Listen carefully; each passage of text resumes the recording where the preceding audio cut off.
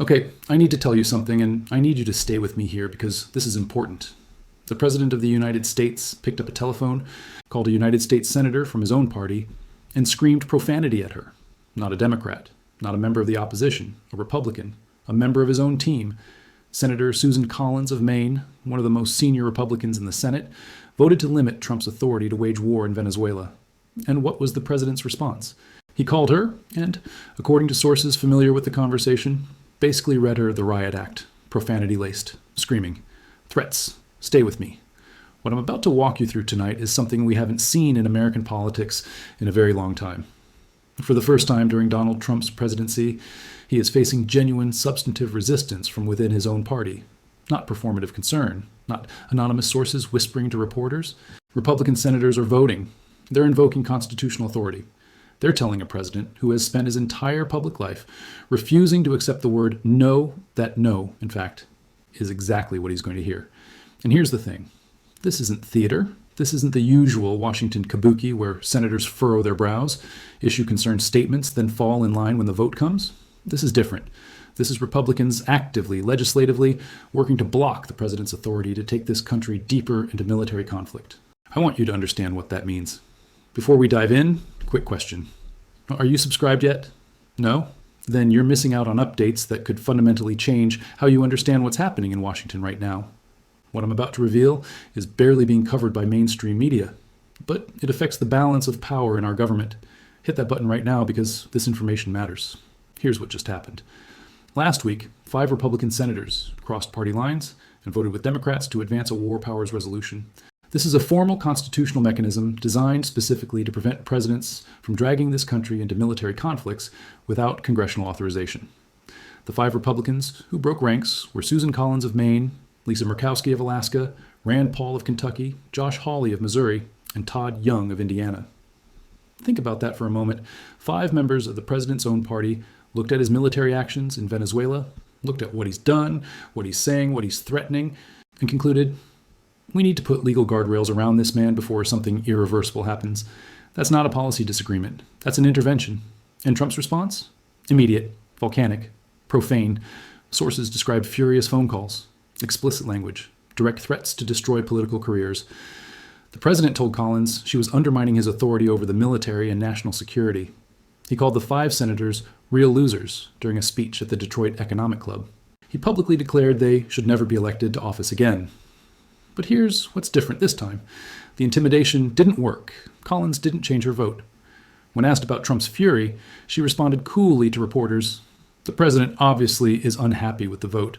I guess this means that he would prefer to have Governor Mills or somebody else. I'm just not going to comment. That's a sitting Republican senator shrugging off direct presidential threats. That almost never happens. And when it does, you need to pay attention.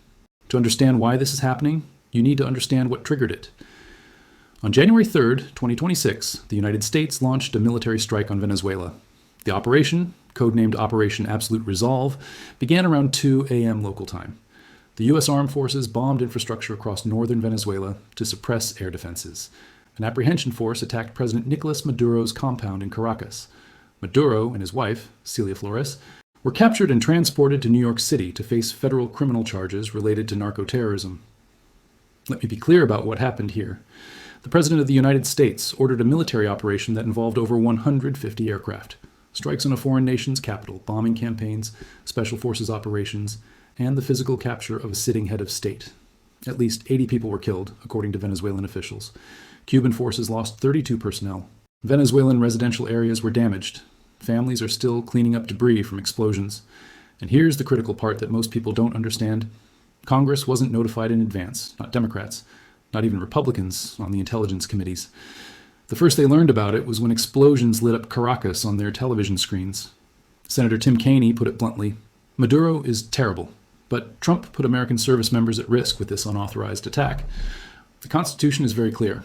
Article 1, Section 8, grants Congress the exclusive power to declare war. The War Powers Act, passed in the aftermath of Vietnam, requires the president to consult Congress before committing troops and to get authorization within 60 days. None of that happened.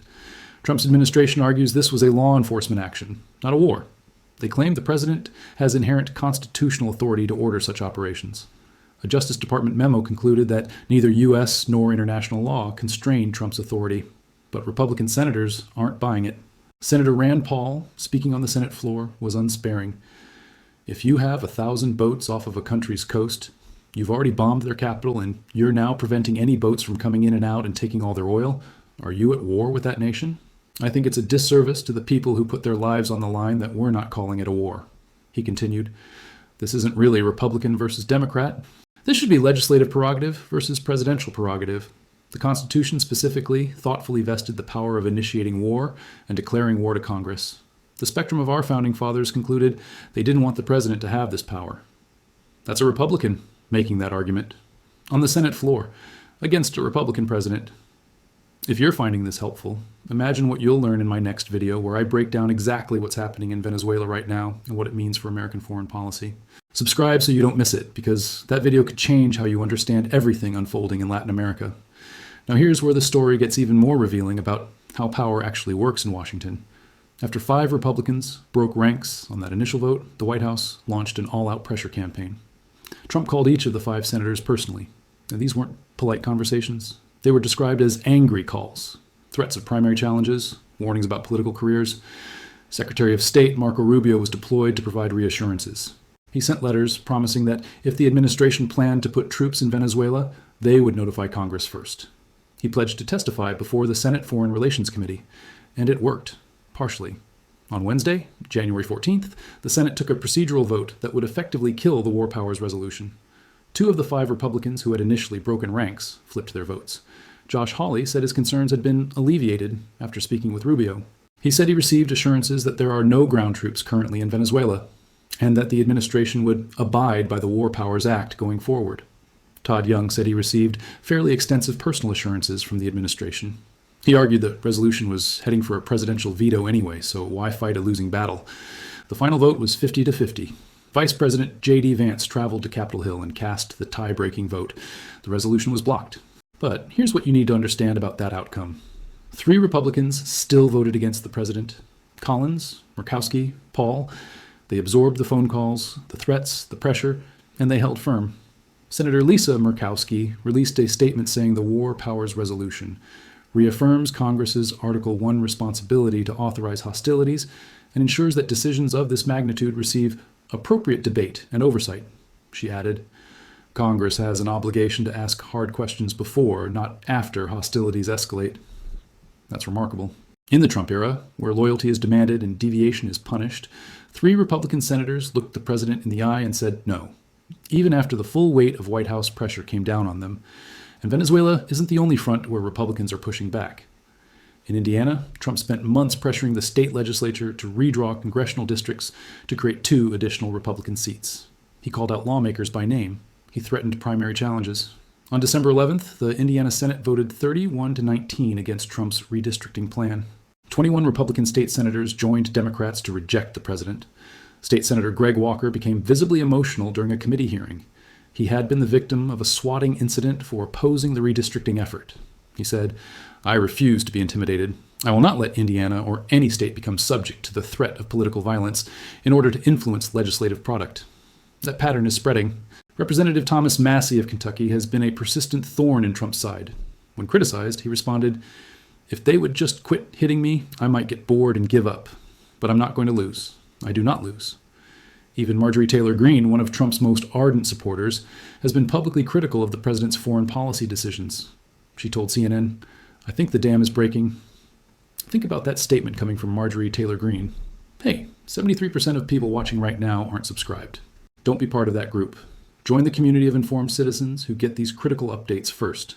Click subscribe, because the political landscape is changing fast, and you need to stay informed. This isn't just YouTube content. This is your democracy we're talking about. Let me bring this down from abstractions, because all of this, the constitutional debates, the power struggles, the procedural fights, has consequences for real people. When a president orders military strikes without congressional authorization, it sets a precedent. Today, it's Venezuela. Tomorrow, it could be Iran. Trump has already threatened military action there, or Greenland. Yes, Greenland. Trump has repeatedly stated that military force is on the table for acquiring territory that belongs to Denmark. Denmark, a NATO ally, a country we are treaty-bound to defend. Think about what that means. If the United States were to use military force against Danish territory, we would trigger Article 5 of the North Atlantic Treaty, the mutual defense provision that treats an attack on one member as an attack on all members. We would be at war with our own allies. Senator Chris Murphy spelled this out on the Senate floor. We are discussing the possibility of American troops attacking territory belonging to a treaty ally. This would fundamentally destroy the NATO alliance that has secured Western democracy for 75 years. The fact that a United States senator has to say that out loud, has to explain that attacking Denmark would be bad, tells you everything about how far outside normal parameters we have traveled. And here's what the senators, pushing back, understand that many others refuse to acknowledge. Precedents outlive presidents. Whatever happens in this conflict will shape how power works long after Trump is gone. The shortcuts taken today become the norms of tomorrow. If a president can order military operations against foreign nations without congressional authorization, future presidents will do the same. If a president can capture and extradite foreign heads of state without consulting anyone, future presidents will feel empowered to go further.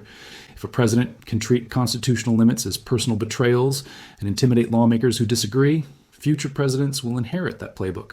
Republicans understand this. The ones who've been in Washington long enough have seen how power accumulates. They know that defending a president today might mean enabling a different president tomorrow. One they don't agree with, one they can't control. That's why some of them are finally drawing lines, not because they've had a sudden change of heart about Trump personally, but because they're thinking about the institution, about the Senate's role, about whether Congress will still matter in 10 years if they let these precedents stand. That calculation is what's driving the revolt. It's not ideological, it's structural. It's Republicans asking themselves, if we don't stop this now, will we even have the ability to stop it later? So where does this go from here? I'm not going to make predictions. I've been at this too long to pretend I know exactly how things will unfold. Politics doesn't work that way. Too many variables, too many personalities, too much chaos. But I can tell you what to watch. First, watch the Republicans who said no. Susan Collins is facing a competitive re-election race in Maine this year. Democrats see her seat as essential to any path to a Senate majority. Trump has made clear he'd rather see her lose to a Democrat than continue defying him. Will she survive both a Democratic challenge and Trump's wrath? Rand Paul has never been afraid of confrontation, but he's now positioning himself as a constitutional champion against presidential overreach. Watch whether that message resonates with voters who care about separation of powers. Lisa Murkowski represents Alaska, a state where independence matters. She's defied Trump before and survived. Watch whether her continued resistance emboldens others. Second, watch the administration's next moves. Trump said the U.S. is going to run Venezuela until such time as a safe, proper, and judicious transition can take place. Secretary of State Rubio said the U.S. would have no direct governing role. Those are contradictory statements. Which vision prevails will tell you whether we're heading toward nation building, something Trump campaigned against, or toward something else entirely. Third, watch the courts. Legal scholars are raising serious questions about whether Operation Absolute Resolve was lawful under international law. The capture of a sitting head of state without his country's consent is unprecedented in modern history. If legal challenges proceed, they could establish limits on presidential war-making authority, or they could ratify an expansion of executive power that future presidents will eagerly exploit. Fourth, watch the midterms. If Republicans sense that loyalty to Trump is becoming an electoral liability, the calculus changes. Politicians follow incentives. If defying Trump becomes safer than supporting him, the dam really might break. Fifth, watch what happens to the people who said no. Do they face consequences? Do they lose committee positions? Do they get primaried? Or do they survive intact? The answer will tell you whether resistance is viable, whether saying no to this president carries an acceptable cost, whether the incentive structure of Republican politics has actually changed. That's what will determine whether this revolt matters or whether it's just another headline that fades away. If you learned something today, here's what I need you to do. Hit that subscribe button and turn on notifications. These political changes happen fast, and most people don't find out until the damage is done. And one more thing. Share this video with everyone you know who cares about how our government works. Share it with your family, your friends, your coworkers. Constitutional questions only matter if people understand them. This story is barely getting covered by mainstream media, but it affects how power operates in America for decades to come. Get the word out. Let me leave you with three things. First, this revolt is real. Republicans aren't just criticizing Trump in private anymore. They're taking votes. They're advancing resolutions. They're drawing lines they have never drawn before. Susan Collins absorbed a profanity-laced presidential phone call and didn't flinch. 21 Indiana Republican state senators defied direct presidential threats. Rand Paul is making constitutional arguments on the Senate floor. That doesn't mean they'll succeed, but it's happening, and it matters. Second, presidential war powers are at a breaking point. The Constitution assigned Congress the power to declare war. That power has been eroding for decades. But what happened in Venezuela, a military operation involving 150 aircraft, bombing campaigns, and the capture of a foreign leader without any congressional notification, pushes that erosion into crisis territory. If presidents can do that without consequence, the constitutional framework that constrains executive power has effectively collapsed. Third, precedents are being set right now that will outlive everyone currently in office. Whatever Trump does, and whatever Congress allows, will become the baseline for the next president, and the one after that.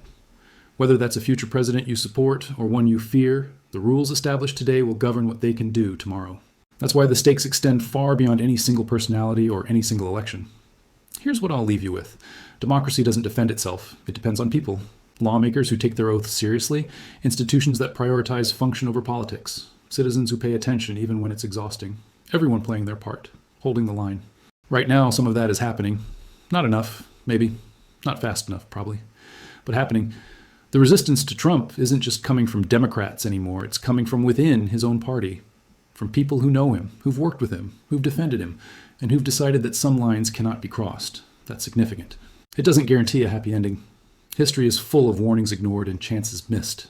But it's a reminder that outcomes aren't predetermined, that choices matter, that individuals in the right moment can change the direction of events. We're in that kind of moment right now. What happens next depends on whether enough people in Congress, in institutions, and the public decide that the rules still matter more than any individual. That power should be constrained, not personal. That democracy is worth the inconvenience of actually maintaining it. I'll be watching, and so should you.